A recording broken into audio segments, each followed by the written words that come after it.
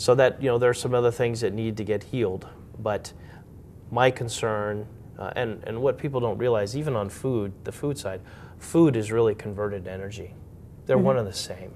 That food that we import, it's imported here on fossil fuel. Sure. Even the fertilizer comes from natural gas. It comes from fossil fuel. So the food that we eat is totally chock full of fossil fuel. And so it's really critical, because even today we're in the 90s in terms of dollars per barrel. And we're going in the blink of an eye, it's going to be in three figures.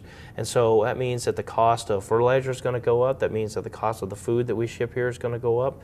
That means that the cost of serving that food here in the States, all those costs, the cost of living is going to be driven up.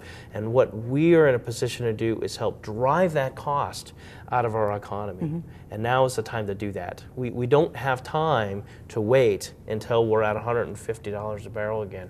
We need to move as quickly as possible. Well, in the 70s, people forgot when the gas crisis. We can't afford to forget. We can't this time.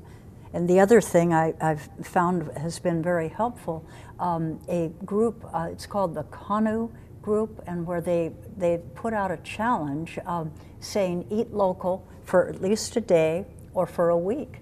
And it was the most interesting experience. I ate local for a week, and I would go talk to the produce sections in the markets and say, okay, look at what don't you have and how could you get it? What are the stumbling blocks? And it was a wonderful experience. One of the local markets in my community had a big sign up, and still, they had, to their credit, they have it up, local produce. So you can go walking right over there to get all of your produce. The one thing I missed very much was garlic. I didn't miss anything else because I happen to like coffee, so I had Kona coffee, and it was fine. But the garlic I missed, and so I have planted a little bulb to see if it possibly would work. People are saying, no, we're too warm. But other than that, everything was available, and it was absolutely wonderful. So part of the food security, too, is to kind of get people's minds changed to buying local, because the minute we buy local, the farmers make money, the farmers are going to plant more, and they'll diversify their crops, and pretty soon we're going to really be able to have more of that grown right here. In one of the early preliminary discussions we've had on the Economic Development Task Force is that in energy we have a renewable portfolio standard. We have really good numbers in understanding how much of our energy is renewable and how much of it is imported.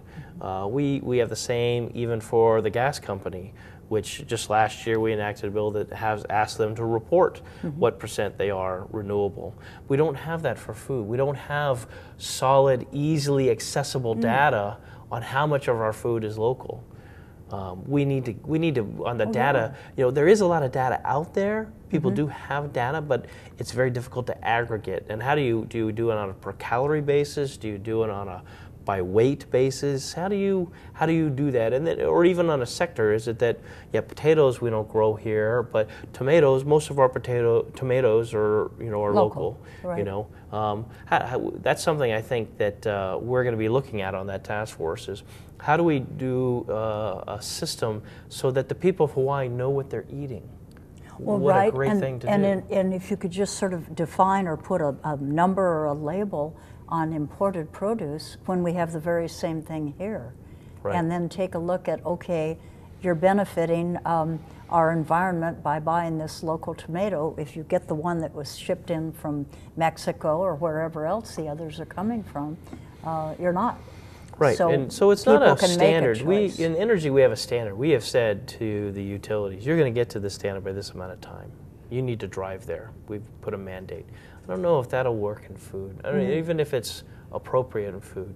But we certainly I think, need to help people know what they're eating. Well, absolutely. I think it's more an education, and again, starting in your schools at a very young age, where the children put together we used to, I think they were called at one point, they were called victory gardens, and maybe there's another way of labeling the garden in the school to be where they grow the produce and then they eat it. and they make that connection and they like it, and then the students, the youngsters, educate the parents, which is usually the best way. I mean, we can learn a lot from our children. Yes, we can. I learn a lot from mine. I do too. Well, Ted, I really appreciate you talking with me. I hope we can continue these conversations. This legislative session is going to be challenging, but if we can keep the focus on, we've got to keep the energy program strong, because it's going to help us with our energy future. And without that, we're just staying, I don't know exactly how to define it, but we're staying stuck, mired in fossil fuel. Your commitment, support, and the support and commitment of the rest of the legislature, which we've always had a tremendous amount of support. It's very much appreciated. People in my office are very aware of your commitment and of the commitment of the other legislators who have been so helpful to us as an office here in the last few years. We need to ramp that up. We need to ramp that up. And we have a new administration that I hope is going to be very green and very energy dedicated. And we can move together in partnerships. Those are the kind of partnerships that I think really work. They don't have to be partisan at all. Right. It's not a partisan issue.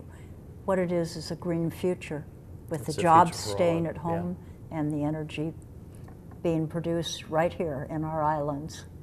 Ted, thank you tremendously. I really appreciate it. Thank you. I always like talking with you, and we'll do it again. Okay. Thank Aloha you. to all of you.